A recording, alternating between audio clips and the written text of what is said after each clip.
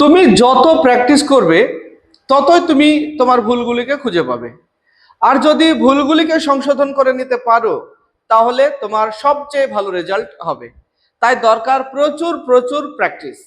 আজকে আমরা উচ্চ মাধ্যমিক third semester 2026-27 Bangla mock test full marks 40, set number হবে 7, রায়মার্টিন থেকে নেওয়া একটা অ্যাডভান্স সেট। মানে এটা থেকে তুমি যদি 30টা কভার করতে পারো, এই সেটের যে প্রশ্নগুলি দেওয়া রয়েছে অত্যন্ত গুরুত্বপূর্ণ, ভাবার মতো কিছু প্রশ্ন রয়েছে। যে প্রশ্নগুলি তুমি যদি ভাবতে পারো তাহলেই ফাইনালে গিয়েও ভাবতে পারবে। মানে তোমাকে ভাবানোর মতো কিছু প্রশ্ন অবশ্যই ফাইনালেও থাকবে। তো এখানেও সেরকম প্রশ্ন রয়েছে। আর তাই বলবো, এখানে তুমি যদি 30 কভার করতে পারো ফাইনালে অবশ্যই 37-38 বা ফুল মার্কস তুমি পেয়ে যেতে পারবে। তাই বলছি এই মক টেস্টটি অবশ্যই দেবে। আর তুমি তোমার স্কোর জেনে নাও, তুমি কত পেতে পারো তার আভাসটা তুমি এই সেট থেকেই পেয়ে যাবে। তো চলো কথা না বাড়িয়ে আমরা শুরু করি আজকের মক টেস্ট। 40টা সিরিয়াল বানিয়ে নেবে প্রতিদিনের মতো। তারপরে আমি প্রশ্ন বলবো এবং প্রশ্নের সঙ্গে উত্তরগুলিও বলে দেব। কারণ তোমরা অনেকেই বলেছো স্যার পরে উত্তর বললে বা অ্যান্সার কি দিলে আমাদের সমস্যা হয়। কারণ প্রশ্ন যেগুলি আমি পারবো সেগুলি তো নিজেই জানি যে এই প্রশ্নের উত্তরটা আমি পারবো, বা যেটা আমার অজানা সেটাও আমি জানি যে এই প্রশ্নটা আমার জানা ছিল না। তাহলে উত্তরটার সঙ্গে সঙ্গে আমরা যদি অজানা প্রশ্নের উত্তর পেয়ে যাই তাহলে আমাদের সময়টা কম লাগবে, মানে বেঁচে যাবে অনেক সময়। তা না হলে কিছু কিছু প্রশ্ন আছে অ্যান্সার কি দেখে আবার ভিডিওর মধ্যে আসতে হয়, তাতে অনেক সময় সাপেক্ষ ব্যাপার। যে কারণে তোমাদের কথা মাথায় রেখে আমি উত্তরগুলি সঙ্গে সঙ্গেই বলে দেব। তবে তোমার কটা জানা প্রশ্ন এই সেটে ছিল সেটা জানিয়ে অবশ্যই কমেন্ট সেকশনে কমেন্ট করে বলবে। আর আমাদের আলোচনা সাপেক্ষে যদি দু একটি প্রশ্ন তোমার কাছে ভুল মনে হয় বা বিতর্ক থেকে থাকে, কমেন্ট সেকশনে আমরা আলোচনা করব। কমেন্ট সেকশন খোলা আছে, অবশ্যই কমেন্টে বলবে। দেখো প্রথম প্রশ্ন, জয়রাম মুখোপাধ্যায় ছিলেন সেকালের শিথিল নিয়মের একজন মোক্তার, পেশকার, মূর্খ মোক্তার, জ্ঞানী মোক্তার। দেখো এই প্রশ্নটা তোমাকে প্রথমেই একটা মানে কি বলবো ভালো একটা প্রশ্ন। তো এই প্রশ্নটা নিয়ে অনেকেই ভুল করবে, দ্বিধাদ্বন্দ্বে পড়ে যাবে। কিন্তু টেক্সট বইটা যদি খুঁটিয়ে কারোর পড়া থাকে তাহলে সে ভুল করবে না। এখানে কিন্তু টেক্সটের মধ্যে মূর্খ মোক্তার বলা আছে, আমি একজন মূর্খ মোক্তার বলাই আছে, যে কারণে এখানে মূর্খ মোক্তার হবে, টেক্সটে উল্লেখ করা আছে। তোমরা হয়তো অনেকে বলবে যে এটা জ্ঞানী মোক্তার হবে, কারণ কোনো কেচে হারে না, তাহলে জ্ঞানী মোক্তার, কিন্তু টেক্সটে বলা আছে মূর্খ মোক্তার। পরে নব্য হাকিমদের বিশ্বাস হলো যারা ইংরেজি জানে না তারা পশুতুল্য, অমানুষ, অশিক্ষিত, মনুষ্য পদবাচ্য নয়। অপশন ডি, মনুষ্য পদবাচ্য নয়। মোক্তার মহাশয় বৈঠকখানার বারান্দায় বসিলেন, চেয়ারে, সোফাতে, বেঞ্চিতে, মেঝেতে। বেঞ্চিতে। তাহলে এই সব প্রশ্নের উত্তরগুলি দিতে গেলে টেক্সটটাকে কিন্তু ছোট্ট একটা গল্প, তো গল্পটাকে একটু ভালোভাবে পড়ে নেবে, 2বার 3বার 4বার রিডিং পড়ে নেবে, তাহলে তোমার সব প্রশ্নের উত্তর এখান থেকে দিতে পারবে। পরের প্রশ্ন 4, যিনি রোজগার করতে পারলে মুখোপাধ্যায় মহাশয় এতদিনে অবসর নিতেন। কে রোজগার করতে পারলে?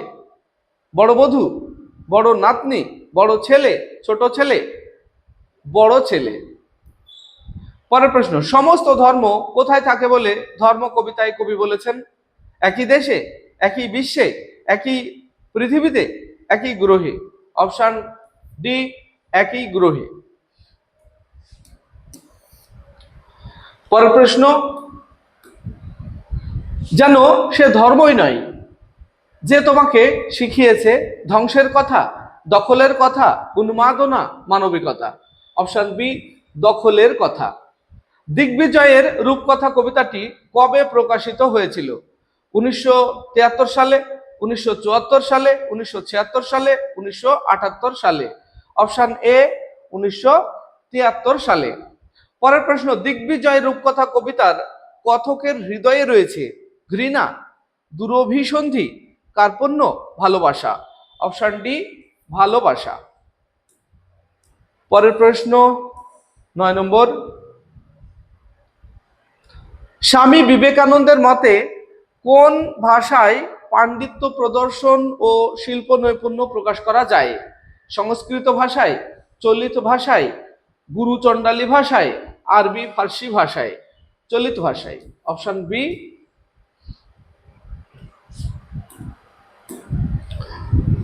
অপশন বি চলিত ভাষায়। পরের প্রশ্ন, কলকাতার ভাষাকে ভিত্তি স্বরূপ গ্রহণ করলে যা জলে ভাষণ দিতে হবে তা হলো শহুরে ঈর্ষা, প্রাদেশিক ঈর্ষা, গ্রাম্য ঈর্ষা, জাতীয় ঈর্ষা। মানে কোন গ্রামের ভাষা ভালো সেটাকে গ্রহণ করে এই সব না, গ্রাম্য ঈর্ষাটাকে জলাঞ্জলি দিতে হবে, জলে ভাসিয়ে দিতে হবে। পরে 11, পোর্টরাজ গল্পে দুর্পথের একজন প্রতিবেশীর নাম চঞ্চলাবাই, বঞ্চলাবাই, বঞ্চনাবাই, গঙ্গাবাই? বঞ্চলাবাই। Option B. পরের প্রশ্ন, ব্যাপারটা বুঝবো, ব্যাপারটা বুঝে কবি কথক কি করতে চেয়েছেন? উৎসব করতে, পদক্ষেপ নিতে, আহ্লাদ করতে, আত্মগোপন করতে? অপশন সি আহ্লাদ করতে। পরের প্রশ্ন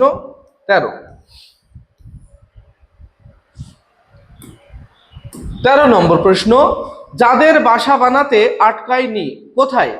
জলে স্থলে, স্থলে অন্তরিক্ষে, শহরে মফস্বলে, পাথরে ফাটলে? পাথরে ফাটলে কবিতায় বলা আছে। এবার 14 নম্বর প্রশ্ন,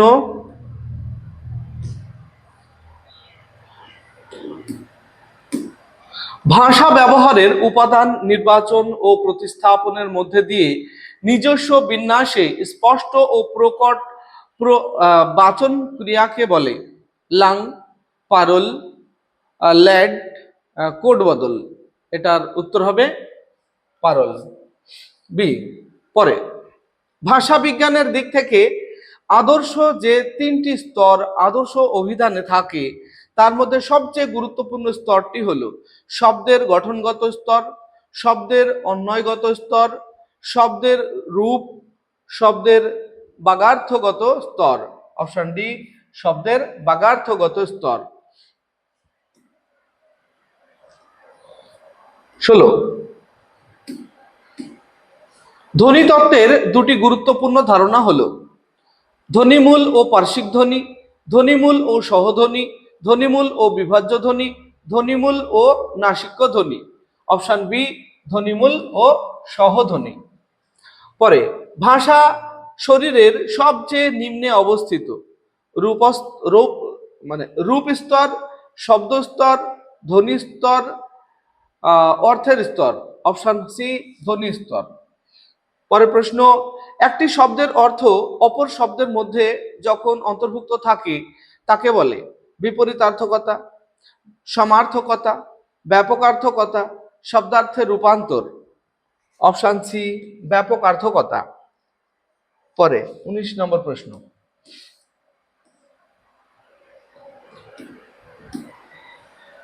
কুম্ভকার শব্দের আদি অর্থ মাটির কলসি তৈরি করেন যিনি। বর্তমানে যে কোনো মাটির জিনিস তৈরি করেন যিনি। এক্ষেত্রে শব্দার্থ পরিবর্তনের ধারাটি হলো অর্থের রূপান্তর, অর্থের অবনতি, অর্থের সংকোচ, অর্থের প্রসার। এখানে কি ছিল? কুম্ভকার শব্দের মাটির কলসি করে মানে একজনের কথা বলা হয়েছিল, পরবর্তীতে কুম্ভকার বলতে মাটি দিয়ে তৈরি করে সবাইকেই বলা হয়েছে, তাহলে এটা অর্থের প্রসার। Option D. পরে, ঢপ কীর্তনের প্রবর্তক রামশঙ্কর ভট্টাচার্য, রূপচাঁদ অধিকারী, রামনিধি গুপ্ত, কানাই দত্ত? Option B Rupchand Adhikari. পরের প্রশ্ন 21, টলস্টয় অফ বেঙ্গল বলা হতো কাকে? মহেন্দ্র চন্দ্র নন্দীকে, শিবচন্দ্র নন্দীকে, কালিদাস শীলকে, রাজকৃষ্ণ কর্মকারকে? অপশন এ মহেন্দ্রচন্দ্র নন্দীকে। পরে 22, বাংলায় কবাডি খেলার প্রসারে গুরুত্বপূর্ণ স্থান অধিকার করেন কে? শিবপ্রসাদ ঘোষাল, মিহির সেন, নারায়ণচন্দ্র ঘোষ, ফণী ভট্টাচার্য। Option C Narayanchandra Ghosh. পরে ব্রতচারীর উদ্ভাবক কে? জয়দীপ কর্মকার, গুরুসদয় দত্ত, সূর্যশেখর গাঙ্গুলি, দিলীপ ভট্টাচার্য। Option B Gurusaday Dutta. পরের প্রশ্ন দেখব আমরা। 23 দেখলাম, এবার 24। পূর্বে হাকিমগণ মুখুজ্জে মহাশয়কে যেরূপ ড্যাশ চোখে দেখতেন, এখনকার নব্য হাকিমগণ আর তাহা করেন না। বিশ্বাসের, ভালোবাসার, সম্মানের, শ্রদ্ধার। অপশন ডি শ্রদ্ধার চোখে দেখতেন। 25, আদরিনীর সেই নব জলধর বর্ণ বিশাল দেহখানি ড্যাশ বনের ভিতরে পতিত রহিয়াছে। পেয়ারা, আম্র, জাম, কদলী। আম্র বনে। Option B. এরপর আমরা দেখব 26 নম্বর প্রশ্ন।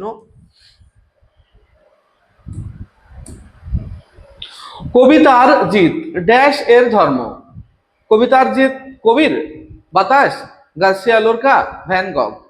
কবিতার জিত এটা ছিল গার্সিয়া লোরকার ধর্ম।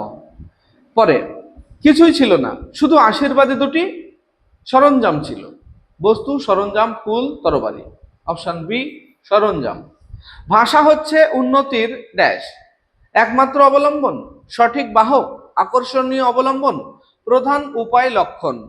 অপশন ডি প্রধান উপায়, লক্ষণ। এটা তোমার টেক্সটে বলা আছে, লাইন ম্যাচ করে বলতে হবে। পরের প্রশ্ন 29,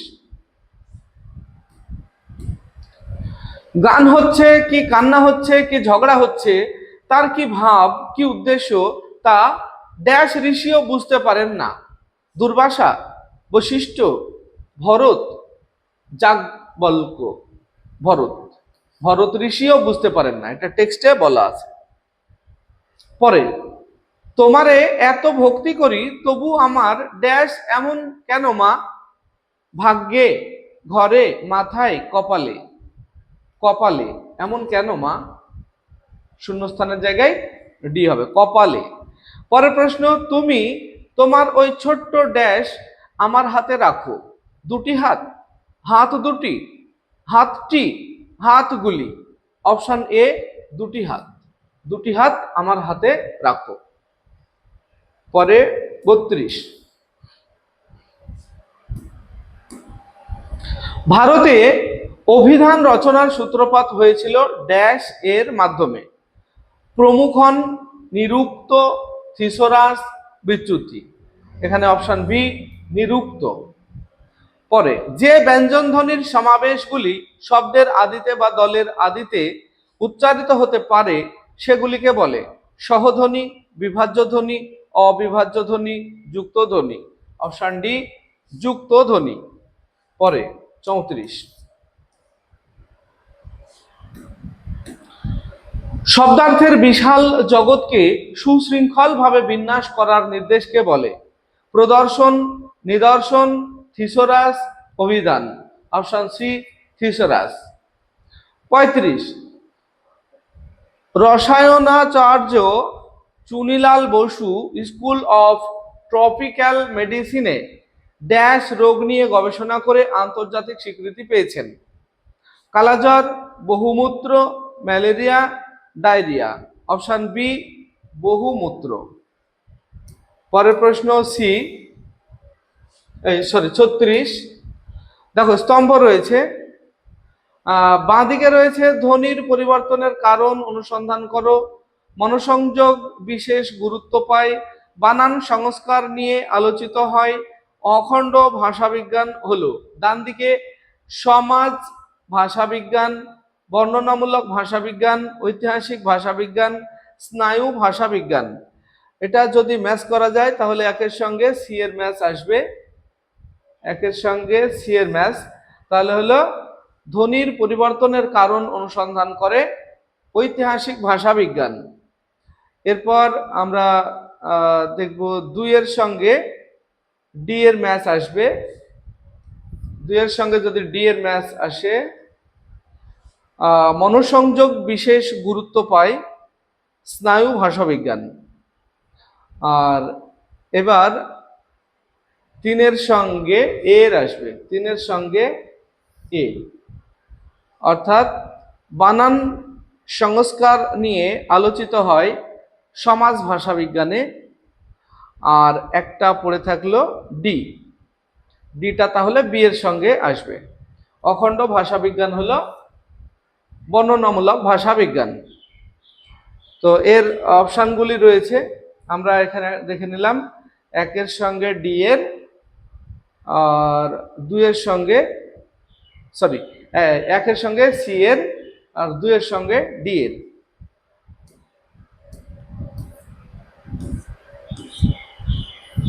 তাহলে এখানে অপশনগুলি আছে।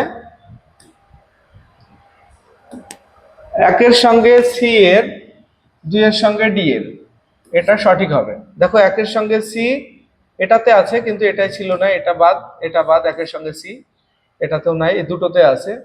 2 এ এবার ডি, 2 এর সঙ্গে ডি এটাতেই আছে, এটাই নাই, তাহলে এটা বাদ। তাহলে সি অপশনটা সঠিক হবে। পরের প্রশ্ন আছে বিবৃতি।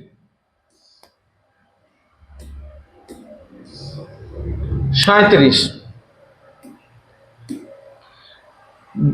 বিবৃতিতে কি রয়েছে? পয়লা বৈশাখ সন্ধ্যাবেলা হাট থেকে আদরিনী ঘরে ফিরে আসলো। হ্যাঁ, এটা ঠিক, কারণ উপযুক্ত মূল্য দেবার খরিদ্দার জোটেনি। হাতিটিকে মেলায় বেচতে নিয়ে যাওয়া হয়েছিল, কিন্তু সেখানে উপযুক্ত খরিদ্দার পাওয়া যায়নি, যে কারণে তাকে আবার ফিরে আনা হয়েছিল। এটা দুটোই ঠিক। তাহলে এ ভুল হবে না, এ ঠিক আর ভুল হবে না। এ ও আর উভয়ই ঠিক, এবং আর এর সঠিক কারণ অপশন সি। পরের প্রশ্ন 38। তাস পাশা খেলা, জিজ্ঞাসা, নেশা ভাঙ করা, ফ্লুট বাজানো কার বৈশিষ্ট্য? এগুলি কে করে? ডায়াগ্রামের ভিত্তিতে শূন্যস্থানের সঠিক বিকল্পটি লেখো। এখানে 4 জনের নাম আছে, কে করে এগুলি? এই জিজ্ঞাসার জায়গায় বলতে হবে। কল্যাণীর ভ্রাতা, কল্যাণীর পিতা, মহারাজ নরেশচন্দ্র, উকিল কুঞ্জ বিহারী। এটা তো এই বৈশিষ্ট্যগুলি সবই কল্যাণীর পিতার সঙ্গে, মানে জয়রামের বড় ছেলে। পরের প্রশ্ন 39।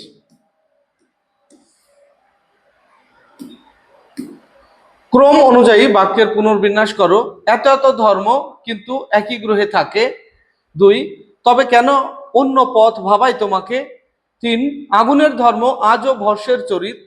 4, এ ওকে সে তাকে আরও জায়গা করে দেয়। এটা যদি আমরা ক্রম অনুযায়ী সাজাই, তাহলে দেখা যাবে 3 আগে আসবে, তারপরে 1, তারপরে 4, তারপরে 2, অর্থাৎ 3, 1, 4, 2, ডি অপশন সঠিক হবে। এরপরে আমাদের আজকের মক টেস্টের শেষ প্রশ্ন, সত্য মিথ্যা এর মাধ্যমে উত্তর দিতে হবে। দেখো, ভাষা হচ্ছে উন্নতির প্রধান উপায় লক্ষণ। হ্যাঁ, এটা সত্য, বাক্যের সঙ্গে মিল আছে টেক্সটের। তাহলে এটা যদি সত্য হয়, তাহলে আমরা দেখতে পাচ্ছি মাঝের দুটোতে সত্য বলা আছে, আর প্রথমটা শেষেরটা মিথ্যা বলা আছে, দুটো বাদ গেল। এবার আমরা 2 নম্বরে দেখব, বুদ্ধিমান অবশ্যই গ্রাম্য ভাষাকে ভিত্তিস্বরূপ গ্রহণ করবেন। না, এখানে ভাষাগত ত্রুটি আছে। বুদ্ধিমান এখানে গ্রাম্য ভাষাকে ভিত্তিস্বরূপ গ্রহণ করবেন এটা না, টেক্সটে কিন্তু একটু অন্যরকম ভাবে বলা আছে, যে কারণে এটা মিথ্যা হবে। তাহলে 2 যদি মিথ্যা হয়, আমরা মাঝে দুটো দেখবো। এবার 2 এ মিথ্যা বলা আছে সি এ, কিন্তু বি এ সত্য বলা আছে, তাহলে বিটা হবে না, সি হবে। সি অপশন সঠিক হবে। আচ্ছা, এই ছিল তাহলে আমাদের বাংলার মক টেস্ট। তো এই প্রশ্ন থেকে তুমি কটা ঠিক করতে পারলে, তোমার কটা জানা ছিল, সেটা অবশ্যই কমেন্ট সেকশনে জানাবে। আর যদি তুমি 30 কভার করতে পারো, তাহলে তুমি নিজেকে মনে করবে যে তোমার প্রিপারেশন ভালো আছে, কোনো টেনশন নেই, ফাইনালে ভালো পরীক্ষা দেবে। ভিডিওটি ভালো লাগলে লাইক, কমেন্ট এবং বন্ধুদের শেয়ার করবে। আসছি পরবর্তী ভিডিও নিয়ে, সেই পর্যন্ত সবাই ভালো থাকবে, সুস্থ থাকবে। ভিডিওটি শেষ পর্যন্ত দেখার জন্য ধন্যবাদ।